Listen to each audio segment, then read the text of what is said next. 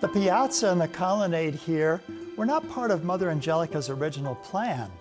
But when she envisioned buses driving up to the front doors and the exhaust and the noise being carried into the temple, she realized there needed to be a space for people to prepare to come into the presence of the Lord. And so this piazza was added and this beautiful colonnade. And the colonnade is like two great arms embracing all of the pilgrims who come here. And what are these arms embracing them to? But to the heart of Jesus, welcoming them to his love. And so pilgrims will come here. It's a nice place, especially in the Alabama heat in the summer, to be shaded a little bit, and you have a place to sit here and enjoy God's creation. This property, in fact, is surrounded by beautiful wooded hills and a river that surrounds this property. So it's an ideal setting to also contemplate the beauty of God's creation, that God reveals something of himself in the things that he has made. But also we see in the colonnade the stations of the cross, and we'll have groups that will make those stations of the cross, and we'll see them doing those stations of the cross here outdoors in the good weather. So today we want to especially think about the first word of our Lord from the cross: Father, forgive them, they know not what they do. And to think about that truth that Jesus teaches us how to forgive. That even those who had put him there on the cross, he's forgiving them. He is making an excuse for them. They know not what they do. And we see this relived again and again by those who are followers of Jesus. In the Acts of the Apostles, St. Stephen, as he's being stoned to death, said, "Lord, do not hold this sin against them. Jesus, receive my spirit." We think of more contemporary saints like St. Maria Goretti, and a priest goes to her as she's dying from the stab wounds by Alessandro Serenelli, and she's asked, "Do you forgive him?" And she said, "I've already forgiven him." And later she would appear to him when he was in a prison cell in glory, and that was an instrument of bringing him to conversion.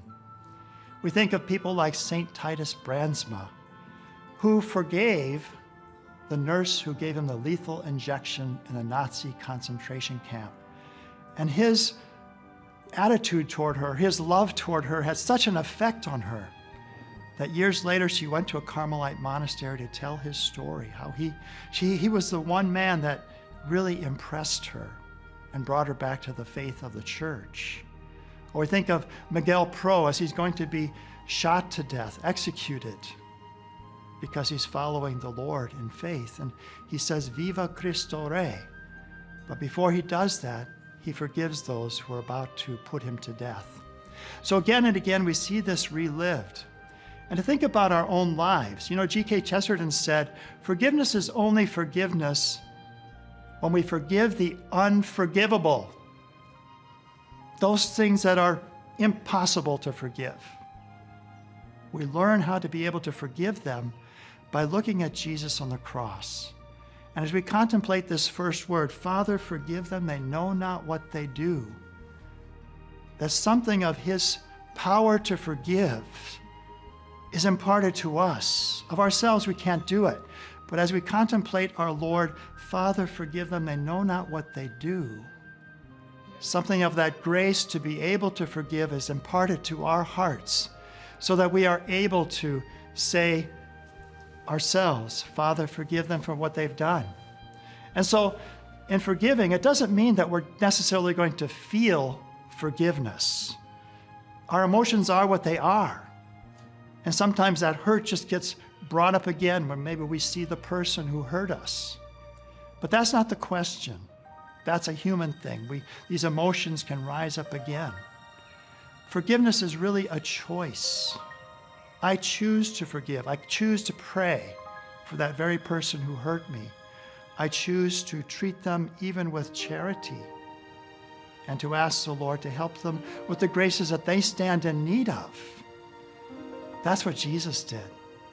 So he's the one that can teach us to do what is impossible, to forgive the unforgivable by meditating on this first word, Father, forgive them, they know not what they do.